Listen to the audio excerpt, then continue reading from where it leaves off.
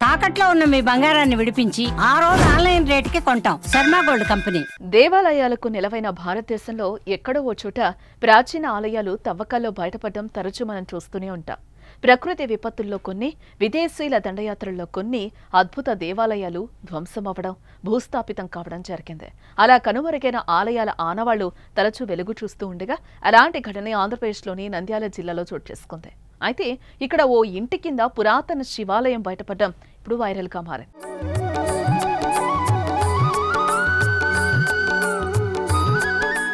నంద్యాల జిల్లా బనగానపల్లె పేరుసోమల గ్రామానికి చెందిన ఎర్రమల అనే వ్యక్తి కొత్తింటి నిర్మాణ పనులు చేపట్టాడు. అందులో భాగంగా పాత ఇంటిని తొలగించి కొత్త ఇంటికి పునాదులు తీయిస్తున్నాడు. ఈ క్రమంలో వారికి ఓ అద్భుతమైన దృశ్యం కనిపించింది. వారు తవ్వుతూ ఉండగా కింద సొరంగంలా కనిపించింది.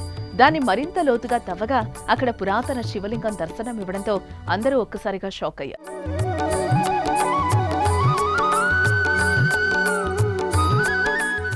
నేను కాశీపురం గ్రామం నుంచి వచ్చి పేరుసోమలో తెలుగు ఎర్రమల్లి ఇల్లు కొన్నా.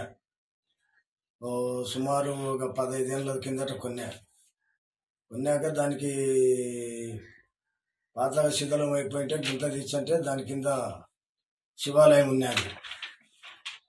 ఆ శివాలయం గుండా మేము ఇల్లు కాల్ చేసినాము. ఆ దేవాలయానికే మేము గవర్నమెంట్కు ఆ ఇల్లు కూడా అప్పచెప్పాలని ఉన్నాము. మరోపక్క ఈ పురాతన శివాలయం రాజుల కాలం నాటిదని, ఈ శివాలయం చాలా సంవత్సరాల కిందట కొందరు వ్యక్తులు ఆనవాళ్లు లేకుండా చేసినట్లు స్థానికులు చెప్పుకొస్తున్నారు. బ్రహ్మసూత్రంతో కూడిన ఈ శివలింగం దర్శనం ఇవ్వడంతో స్థానిక ప్రజలు, చుట్టుపక్కల గ్రామాల వారు పెద్ద ఎత్తున శివయ్యను దర్శించుకునేందుకు తరలివచ్చి పూజలు చేయటం మొదలుపెట్టారు. తెలుగు సంవత్సర ఉగాది రానున్న సందర్భంలో ఈ శివాలయంలో పూజలు చేసుకోవడం ప్రజలు చాలా ఆనందం వ్యక్తం చేస్తున్నారు.